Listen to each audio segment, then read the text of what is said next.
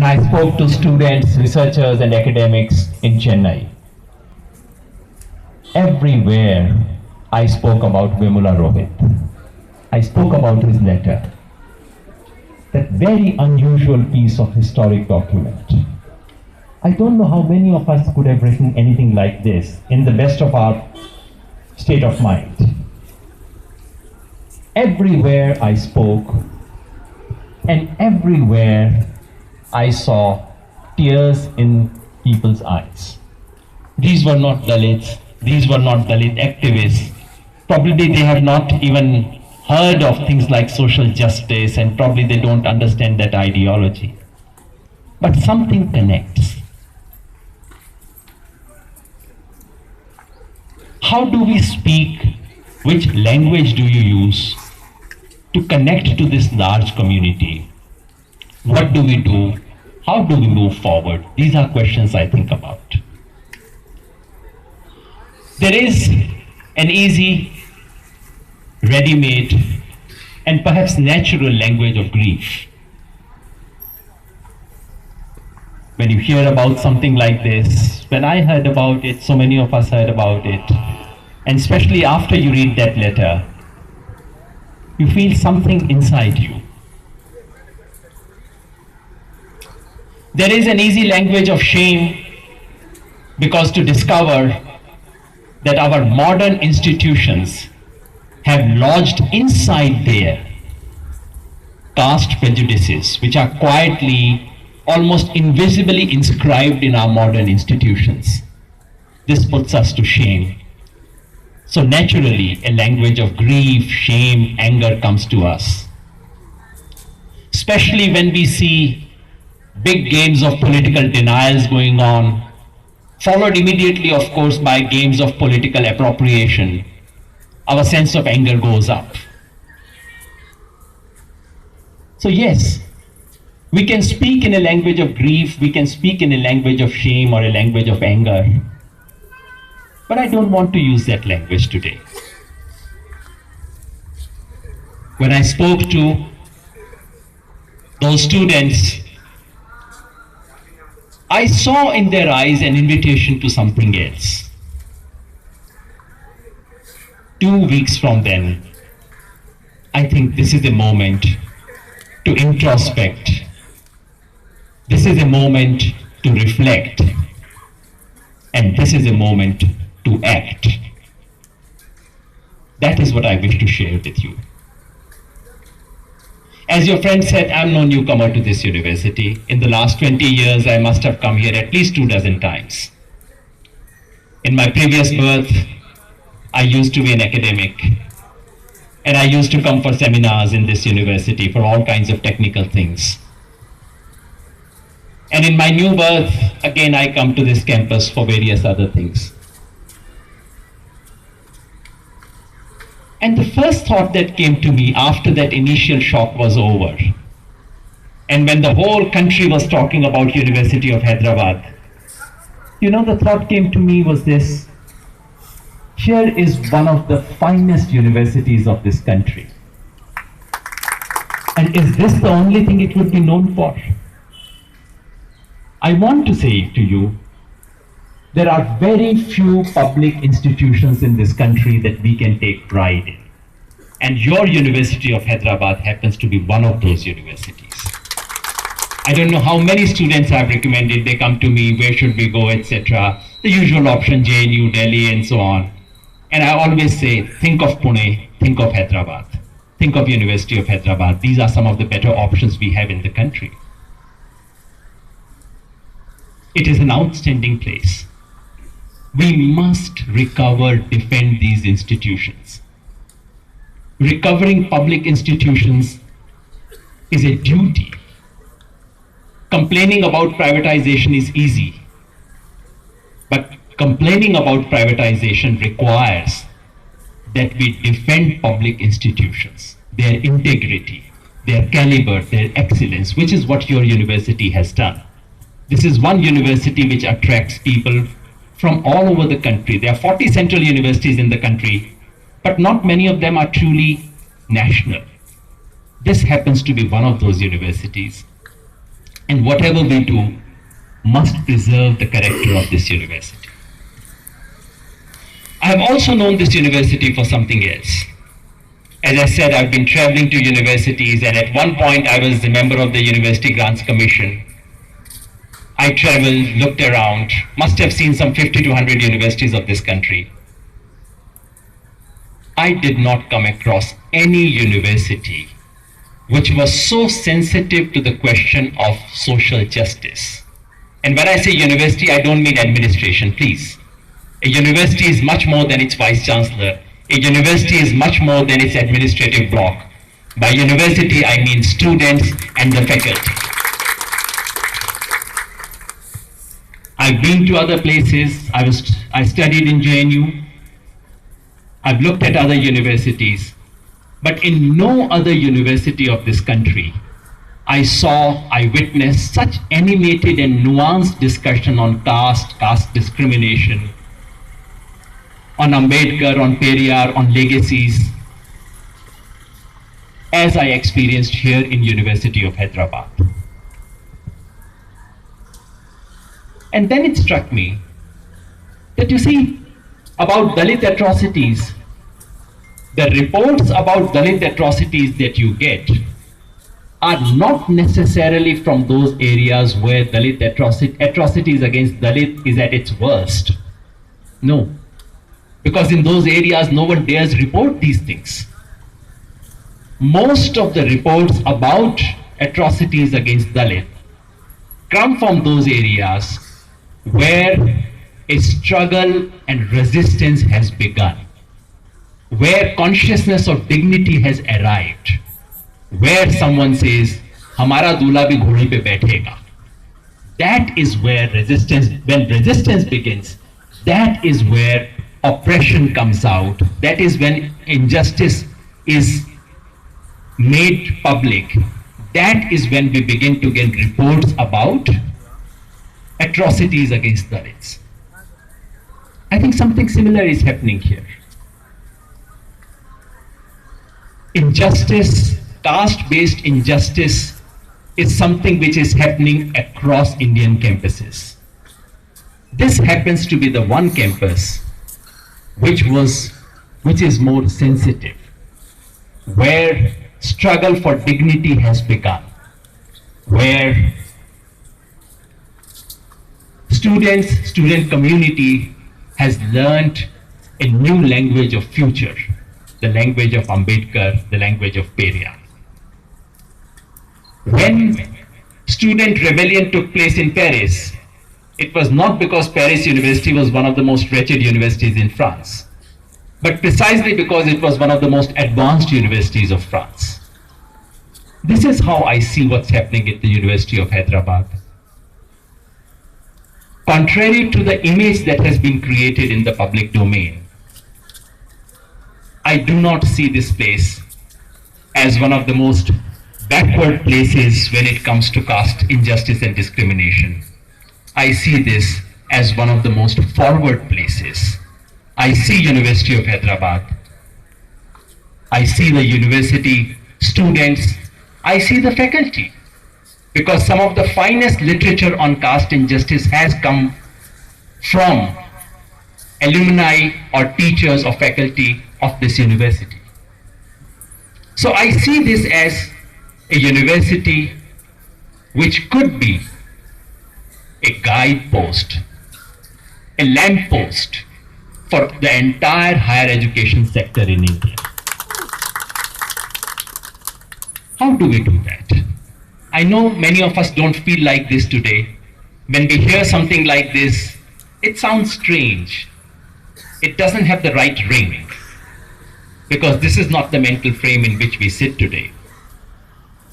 But please listen to what I'm saying.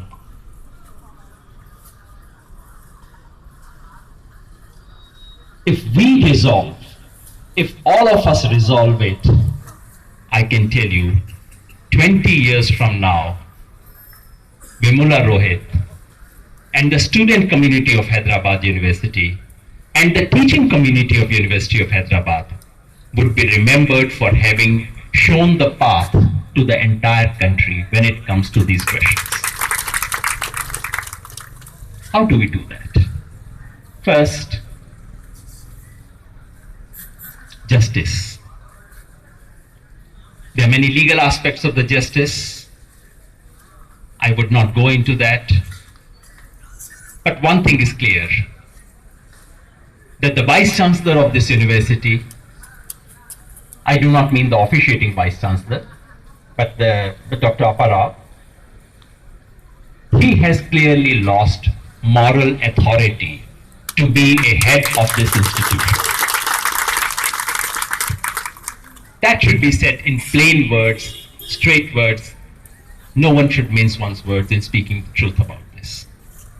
He simply cannot continue as the head of this university family. 2, something symbolic to mark what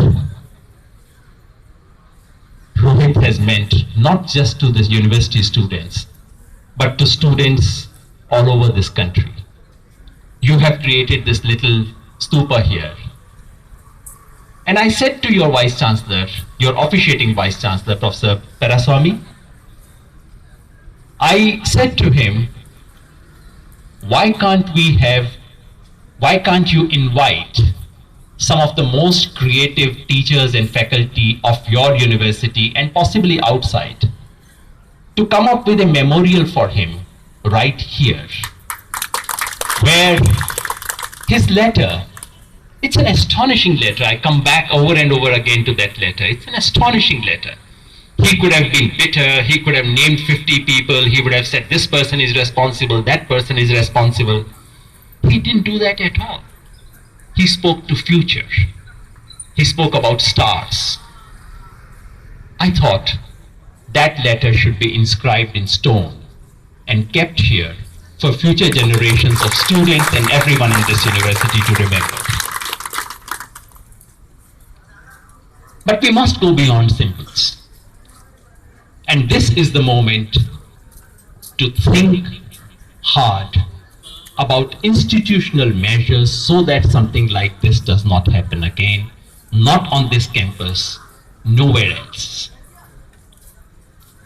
And as I kept thinking about it, I recall some of the things we were involved in when I was a member of the University Grants Commission for 2 years.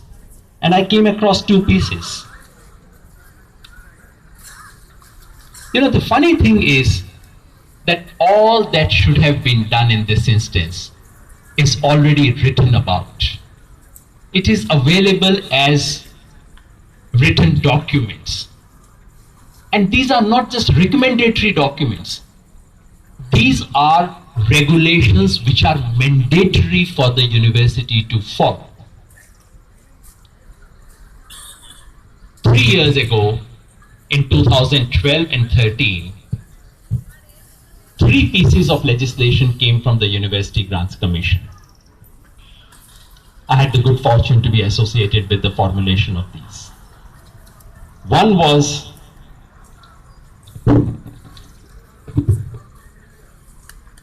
UGC Promotion of Equity in Higher Education Institutions Regulation 2012. UGC regulations, and this is a Gazette notification as you can see. These are binding on every single university and every college of this university, of this country. This particular regulation is only and only about caste-based discrimination in the university campuses and what to do about it. It lists various forms of caste-based discrimination. And it says what is the responsibility of the university. It says within 6 months of the coming of this legislation, of this regulation, which is to say in the middle of 2013, every university would have an equal opportunity office and it will have an anti-discrimination officer of the rank of a professor, and that all caste-related discrimination cases will be referred to that office. It prescribes a procedure, and as Chayaji was reminding, it clearly says withholding the fellowship of Dalit students comes under caste discrimination, It talks about various things, and if you just look at this piece, you would see University of Hyderabad, unfortunately, has violated, clearly violated the letter of the law that they were meant to follow. Has the university established an anti-discrimination officer? No. Probably the university administration does not even know that they needed to do this. So here is one piece of legislation that simply needs to be enforced. All I'm saying is that we do not need to sit today and think about what new things should be done. These are old things, these are here, they just have to be implemented. And it is such a shame that these written instructions have not been implemented. The second is another piece of regulation called the UGC Grievance Redressal Regulations 2013. They prescribe when there is any form of grievance, whether related to caste or related to anything else, how should that grievance be handled? It talks about grievance committees, but it says there shall be an ombudsperson over and above all that. And if you are unhappy with the grievance committee, a student can go to that ombudsperson, who shall be a judge or an ex-judge.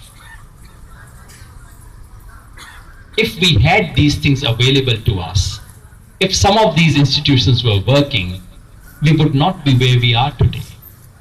And the third piece of regulation is another set of instructions, guidelines from UGC on student entitlements. I wanted to read those out to you, but maybe I won't waste your time. Please read that stuff. Those guidelines on student entitlements clearly say forming political organizations, having political views and expressing them is the right of the student community. These are not my personal views. These are written guidelines which are mandatory on the universities. That we have not been able to implement these three pieces. And in the case of Telangana and Andhra Pradesh, the specific instructions of the Andhra Pradesh High Court given in 2013, they have not been implemented. So the first thing we can do is to force, and when I met your officiating Vice Chancellor, I said, sir, he said that the AC meeting is coming up in the month of March and so on, and what can be done? I said, sir, the best way of redeeming the name of this university would be if University of Hyderabad becomes the first university in this country now to implement all these three pieces of legislation.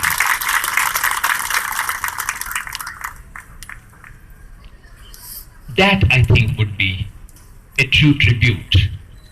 Because it's easy to be carried away by the moment, easy to be angry, easy to give vent to our feelings, then get frustrated, annoyed, angry, and to hell with this and move away. No, that's not what Rohit wants. Rohit, who's looking over us, wants us to continue, wants us to sustain. And this is the way to sustain it. And I'm very happy that my colleague Chaya Ratanji has agreed that she will pursue not just your university, not just the 17 universities of Telangana, but all the 700 universities of this country. She will pursue them with RTIs. She will pursue them with cases in the court. I spoke to Prashant Bhushanji. He has agreed. If they, we will pursue all the universities first with RTIs about why have they implemented these things? Have they even heard about this? Have they implemented these? If not, why? If when? If yes, when are they going to do it? So we will pursue these things and take them to court if necessary and get after it. And one thing I can tell you about Chayaji, once she doesn't normally agree to doing things, but once she agrees, she does it and pursues it diligently. I would request some of you, maybe 3, 4 of you, 5 of you, can just become her assistants for 10 days. Give her the secretarial assistance that she would need to write those 700 RTIs, all kinds of preparations that have to be done. But she said, would that happen from Delhi? I said, no. Let us make Hyderabad into a national headquarters for opposing caste-based discrimination. So please, after this speech, I would disappear, but she will not. Please make offer. Tell her you would spend a few hours. You don't need to come out of your university. Half of this stuff can be done on laptops. Give her time. Let us create this thing. Let us pursue this. The depth of our feeling is not reflected in how loud is our voice today. The depth of our feeling is reflected in how long we persist in doing what we say we want to do. One last thing about Brahminism. We are here to oppose Brahminism. We have seen that, and yes, this campus too, I'm ashamed to say, has elements of that. But what is Brahminism? Why do we oppose it? Is Brahminism simply the attitude of those who happen to be in a caste called Brahmin? Or is Brahminism something deeper than that? Is it possible that all of us might carry elements of that Brahminism? To my mind, Brahminism is not, you don't choose where you get born. As I keep saying in Hindi, कोई application दे के तो पैदा हुए नहीं थे, है ना? You don't choose where you get born. Brahminism is the belief that accident of birth determines your virtues or absence of it. That accident of birth, being born on this side or that side, being born in this caste or that caste, makes you virtuous, makes you bereft of virtues. So yes, there is Brahminism in believing that those who are born in certain kinds of caste can pursue education and others can't. But remember, there is also reverse Brahminism, which is to believe that if someone is born in a caste called Brahmin, that person is bound to be anti this, anti that, is bound to be strange kind of person, bound to be a villain, bound to be this. That is also Brahminism. In our keenness to oppose Brahminism, let us not practice reverse Brahminism. It's important to say that, because this university has produced some of the finest scholarship on caste-based discrimination. And some of that scholarship came from people who were born in Brahmin caste. If we really are deeply opposed to Brahminism, we should be able to detach our assessment of any human being from the accident of birth that the person has. I'm sure you should be able to do that. This is our challenge. If someone says, if someone is a Yadava, that doesn't make that person necessarily a friend of social justice. He could be a friend of social justice. He could be an enemy of social justice. So I would simply say to us, this moment, as I said, could be a moment of grief, could be a moment of anger, shame, everything put together. But when I look at this photograph, that is probably now not how this man wanted to be remembered. If he did, he would have written a very different kind of letter. Read his letter again. This man wanted to be remembered differently. He wanted to be remembered as someone who could take you to stars, as someone who could be an ambassador of hope. He may not have thought so, but he has become an ambassador of hope. And that is the feeling that we must keep in our heart as we carry on with this struggle. It's a very important struggle. And as I was saying to your friends who I offered glasses of juice, I said to each of them, look, 20 years from now, when you sit on those chairs, remember this day when you sat here. This is what I would like all of you to do. I know of those who are listening to me today, many of them would become IAS, many of them would go to police, many of them would become professors, vice chancellors, and so on. The test of our feeling and our love for Rohit will not be tested tonight when we sit to talk to each other. It will be tested 20 years from now when we sit on that chair. Please remember him on that day, as I would. Thank you very much.